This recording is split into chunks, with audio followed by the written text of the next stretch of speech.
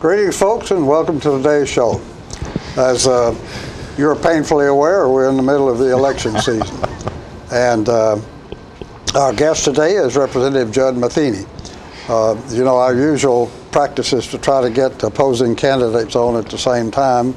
And the two of them had absolutely inflexible schedules that we just never were able to get it together. So we've had a show with Scott Price, and today is Judd's time. So welcome. Thank you. I loved your comment about you're painfully aware it's election time. Just wait, it hadn't even started yet. Oh, is that right? The direct mail pieces and all your newspaper ads and all that's just time to fire up. So. Yeah, well, it's all over the newspaper and the television at least. Yes, sir. So, anything you want to say for openers?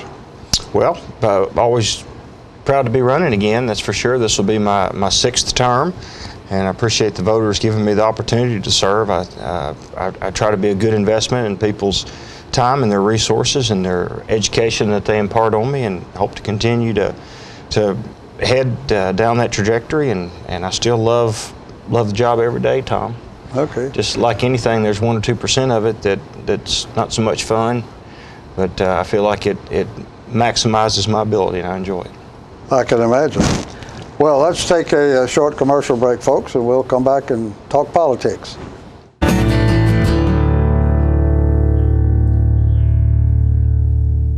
The highest standard of trust offers a sense of safety and comfort. It's established over time. You know when you see it. You know when you feel it. There's a standard of trust in healthcare. It's the Joint Commission Gold Seal of Approval. In 2003, Life Care Center of Tullahoma voluntarily achieved this accreditation and maintains it still today. Life Care, meeting a higher standard because residents matter most. This is J.D. Oliver here at the Smokehouse on Monteagle Mountain. My sisters Betsy, Nancy, and I'd like to thank you for supporting our family business for over 50 years. Hello, this is Stella Parton, and I am standing here right in the middle of Jim Oliver's Smokehouse restaurant. But you need to come in here. We just got through doing a show.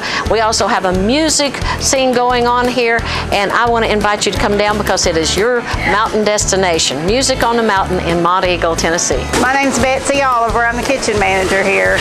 We serve a lot of ribs and barbecue and fried chicken. Hey, this is Sean Mayer, and I just want to let everybody know to stop in at the Smokehouse if you're ever on your way to Chattanooga or Nashville.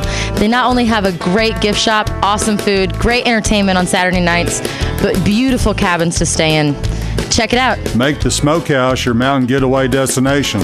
Stay in one of our 84 lodge rooms and 20 timber frame log cabins.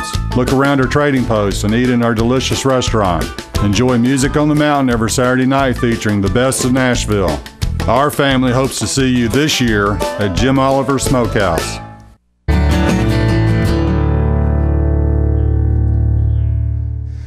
We're talking today, folks, with Representative Judd Matheny, and it's a little bit off of our main line today, but Judd was just telling me that he's recently been involved in a pretty serious meeting at the state concerning the national health care plan, whether it's affordable or Obama. So what do you want to give the folks a little briefing on? Just real quick, because I know the Affordable Health Care Act the federal government has passed that is headed our way, even in light of the Supreme Court's decision back in June that it was a tax and not an actual mandate. Had a pretty lengthy briefing with the governor's office. Today's the 27th, on the 26th of September. And the state has to make a decision by the 28th of this month, of September, as to whether or not we're going to participate on what level with this program with regards to setting up a healthcare exchange. Our options right now are to decide if we're going to have the authority to set up our own healthcare exchange, which is it's a clearinghouse. It's a website you would go to shop for insurance products and different plans and prices, and then sort of cross-reference those plans and make sure that your particular doctor or specialties that you want are in that spectrum of services offered for those prices. But it wouldn't be a state exchange. Well, this would be a state exchange, yes. And I'm talking to either exchange would operate on the same way, whether the state operated it or the federal government operated it. And we have to decide now. So right now, the governor is going to default to the state would like to have the ability to operate its own exchange if it chooses to.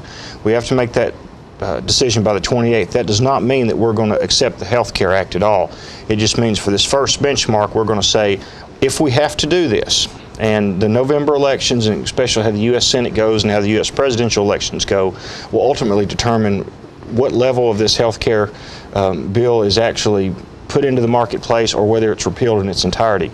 So I support the governor and the first benchmark decision that he's made, that is, if the program has to be instituted to some degree, we want authority as the state to be able to institute with the state exchange, and we don't want to automatically default to the federal exchange.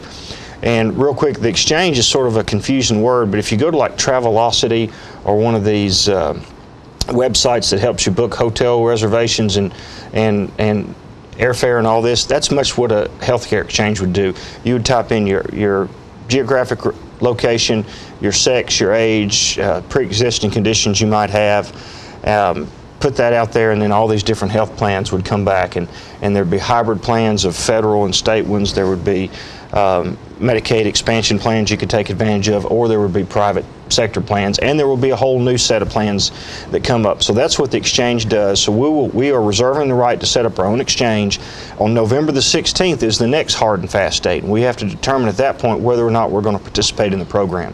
Right now, we're all leaning towards not participating in the program. And I think one of the most poignant things the governor said yesterday was that there's no good way this is going to hit the Tennessee marketplace. That if you're paying for health insurance now, or if you're an employer paying for an employee's health insurance, you can count on any premiums that you're paying right now to go up 100 to 140%. That's a given. And that's in addition to any federal taxes that would come down on top of it. So the Federal Health Care Act, what that means is more people are going to be laid off because businesses can't afford health insurance. That's less corporate taxes are going to be paid. That's less revenue that's going to eventually come into government too. We're trying to look at the thing holistically, and this is one of the decisions that we're going through in the next 60 days in state government. Well, one of many. You know, the one thing that happened with the Obamacare, a $2,700 bill is going to produce a 2,700-page bill. It's going to produce 10,000 regulations or more, and it has started us on a kind of a revolutionary role, and I think nobody knows what it means, what the end result of this is going to be. Well, we are literally being told how to set the program up, or how the program would be set up as it's going along. It's a very loose roadmap on setting up a program. I think at the end of the day, based on where we're headed with federal elections, most of this program is going to be scrapped for something that has more states' authorship within the individual states. You're not going along with the polls in Ohio and Florida? I don't live in Ohio or Florida. I live in Tennessee, okay. And we don't want it. Well, let's come back and talk some more about a little more mundane political subjects. What's going on this time with guns? We seem to have some issue in every session. You got an issue, or going back to an issue? Well, I think it's the same issue we've had last 2 years. It's remained unsolved. Is what has been known as the Employee Safe Commute Act. I'm a big fan of allowing someone that has a handgun carry permit to be able to carry that weapon in their car lawfully, and they should be able, I think, to have that weapon in a parking lot secured at their place of work. Not take it out, not flash it, not use it, not try to sell it to somebody, not use it for anything other than its lawful and its intended purpose. We have to remember that the individuals that we're talking about that are carrying handgun permits in this state are by far the most responsible cross-section of any segment of population that we have in the state. And I just think it's ridiculous to even insinuate that they're the genesis of criminal behavior. Definitely not the nucleus of criminal behavior. These are by far and away the most responsible citizens that we have, and they need to be afforded the ability to protect themselves without being made criminals. Well, the issue seems to have been, that the employers, I guess, for the most part, have disagreed with that. They don't want to do it. And I have a compromise for that working out with a lot of my General Assembly colleagues now, and that is that if a business chooses not to allow someone to enter their parking lot with a weapon. Keeping in mind, you can have a pistol in your car and go pick your kid up from school. That's lawful now. So I think it's only common sense to allow somebody that lawfully is carrying a pistol and it's in their trunk or under their seat to be able to pull into a parking lot and get out of the car for the day. But if an employer chooses not to allow that, and the General Assembly wants to work with them, then I think a secure storage area on that employer's premises is a good compromise, and that's basically where an individual that lawfully has the weapon in the first place would place their weapon in a wall locker or some other type of secure storage facility and take the key with them, or turn the key into somebody and pick it up at the end of the day. And that seems to be a compromise that's gaining quite a bit of legs. What problem are you trying to fix there? Well, really, we don't want we don't want somebody that is a lawful permit holder. We have businesses now that tell lawful permit holders that we're going to terminate you if you have a gun in our parking lot in your vehicle. Yeah, my question was, what problem are you trying to fix by allowing the gun holder to take it in the parking lot? I mean, has there been something? Well, yes, there are businesses that are terminating and disciplining individuals that lawfully are carrying a weapon, that are permit holders, but the business is choosing not to allow it on their property. And I'm talking about the public, the quasi-public parking lot. I'm not talking about in the building or in a secured area. So what we have is state law says that your home and your vehicle are your castles. Well, that's not the issue I was trying to get at. You know, every now and then we hear a remark about the legislature that they're up there solving a lot of problems that don't exist. No, I think this is the problem that has started here is we have businesses that have been terminating people because they are carrying weapons or they have weapons in their parking lots. But the individual doesn't have to carry the weapon. No, they don't. No, they don't have to carry it. But at the same time, they don't need to be made a victim by commuting to work. And if you have a 30-minute commute back and forth to work, what happens if you need to protect yourself while you're driving to and from work, but because your end destination said you can't have one here? That's why we're trying to close that gap in the middle, and that's why it's called the Commute Act. And hence you just wrapped your arms around the whole argument. Yeah. Too, with your comment. Let's go to something else. Voter ID is another subject that's gotten a lot of attention. And I just noticed today, as a matter of fact, that a state court has just thrown out a suit that was challenging it, and so as of now it is still on the books and still constitutional. What is the hiccup there, and there again, what problem were you trying to solve with the voter ID law?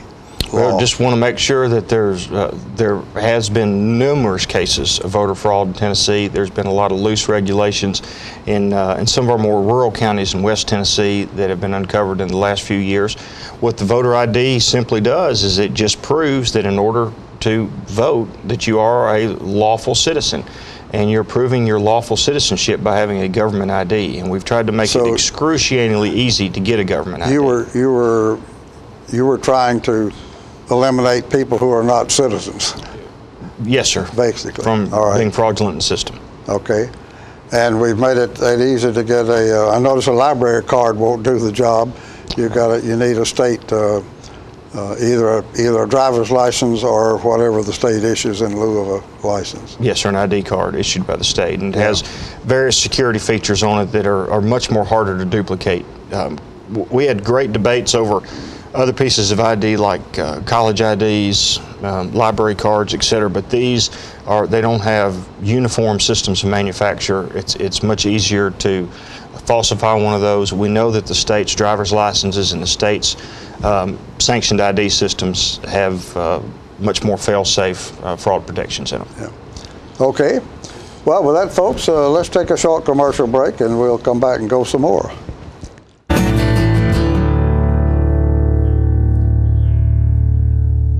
Hi, Grandma. It's Jake. I'm calling to tell you I love you more than anything in the whole wide world, even ice cream. I love you more than spaghetti and meatballs. I love you more than snakes and monkeys and sharks and whales and praying mantises. Bye, Grandma. Love you. Let it all in with Charter Phone, including unlimited local and long-distance calls.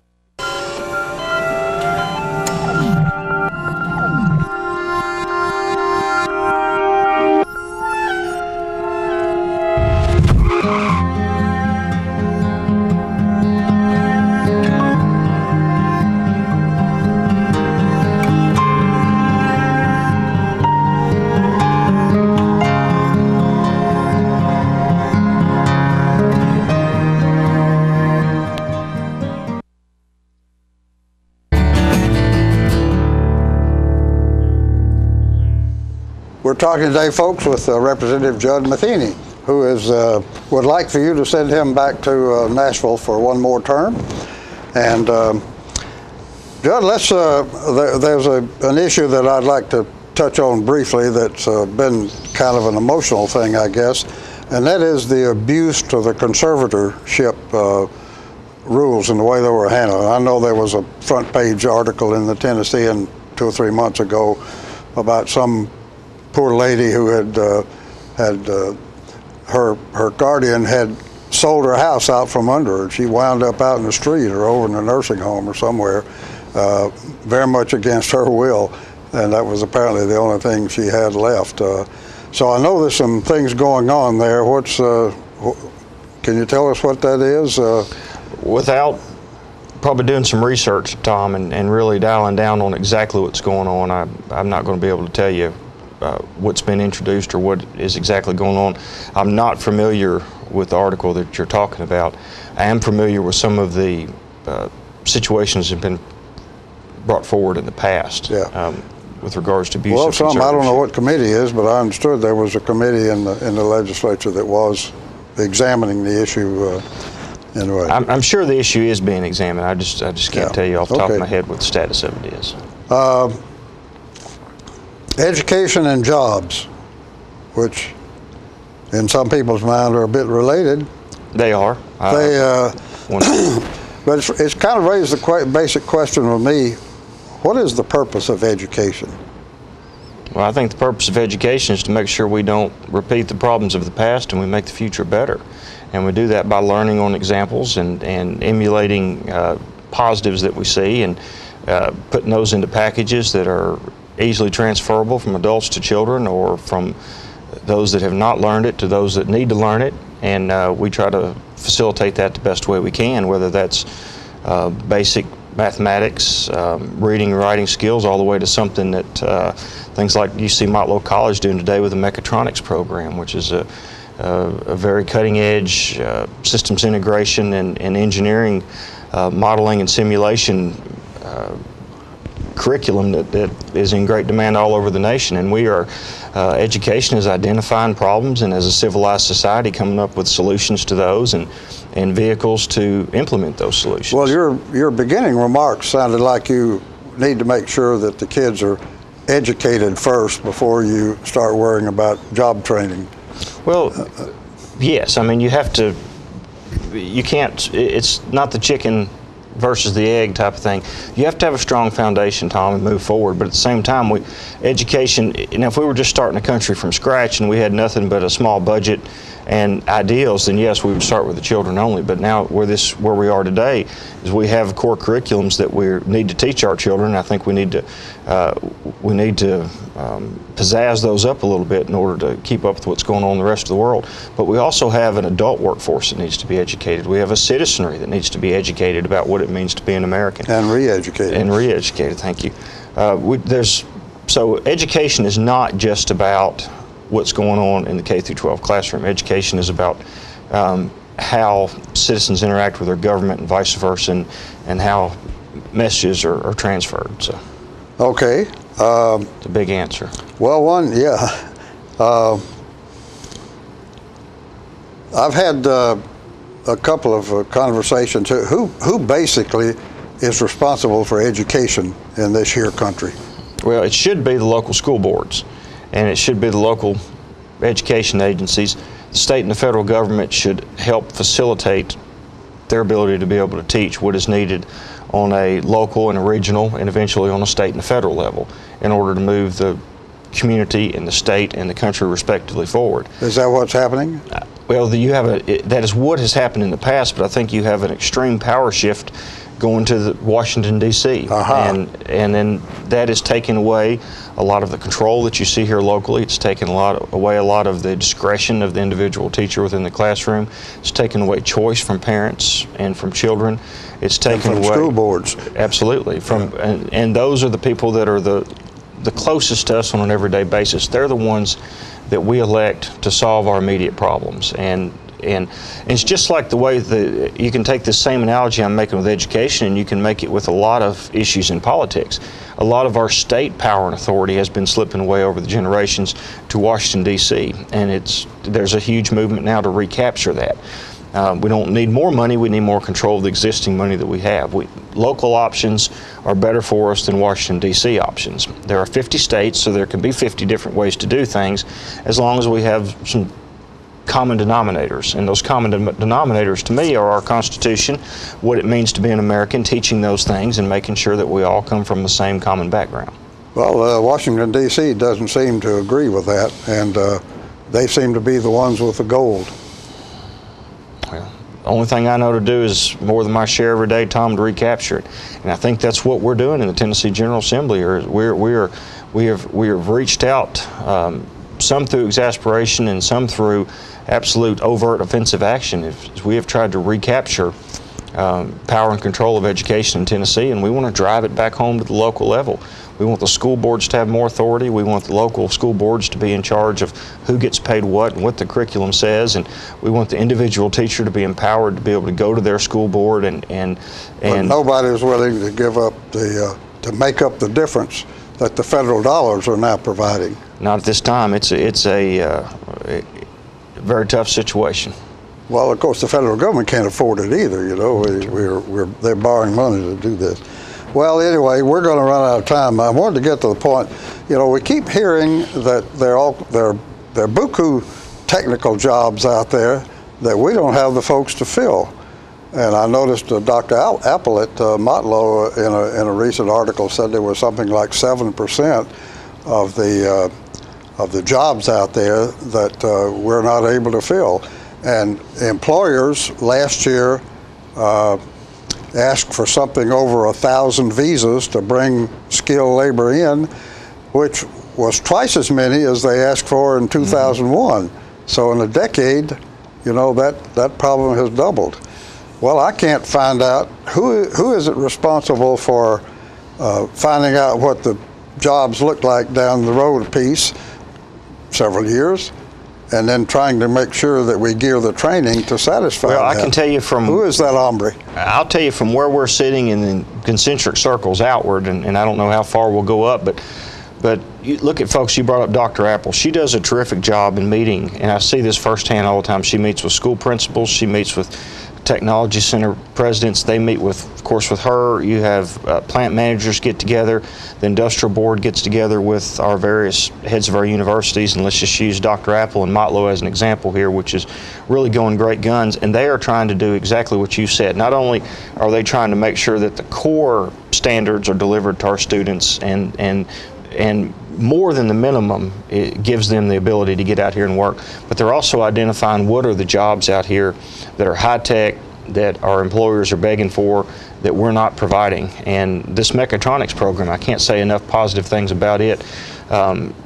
Motlow has invested heavily as an institution. The people in this community have invested heavily behind Motlow.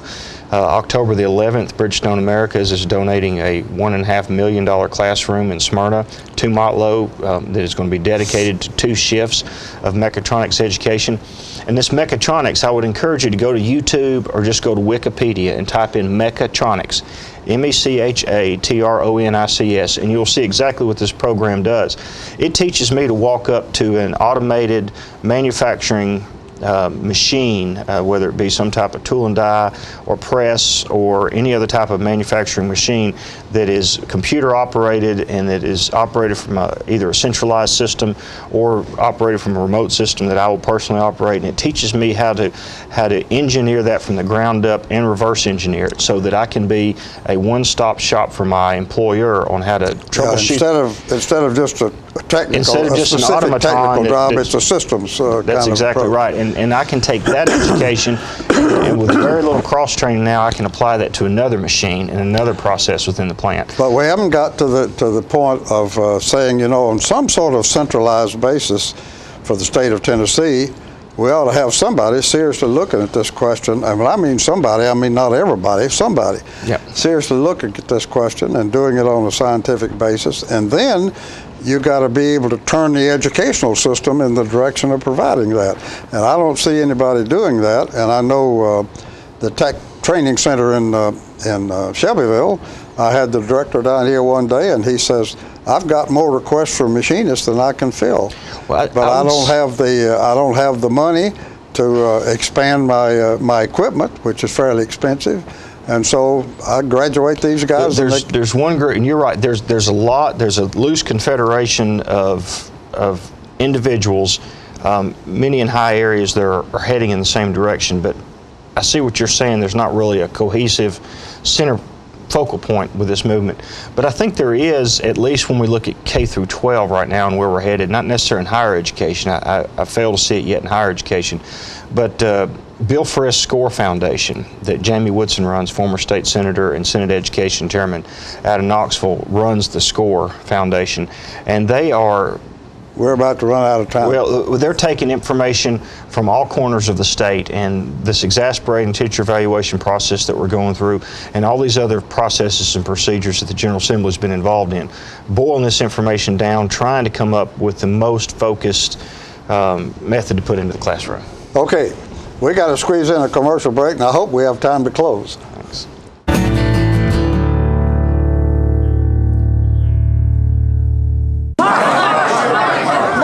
You've won just about everything there is to win in racing. What's next? I'd like more people to know about ER Extra. The emergency room at Harton Regional Medical Center? I just want them to get the best care they can get. That just gets me right here, Mark. Maybe you'd like to pay them a visit. ER Extra at Harton Regional Medical Center. ER Extra. Extra fast, extra easy, extra great. Get your news first, fast, and free with your news leader on 6 every Tuesday, Thursday, and Saturday nights at 6, 8, and 10 p.m. Local weather, sports, community calendar events, and a comprehensive look at the latest news stories and news makers as only a video news broadcast can do. Get it first, fast, and free with News Leader on Channel 6, your local information network.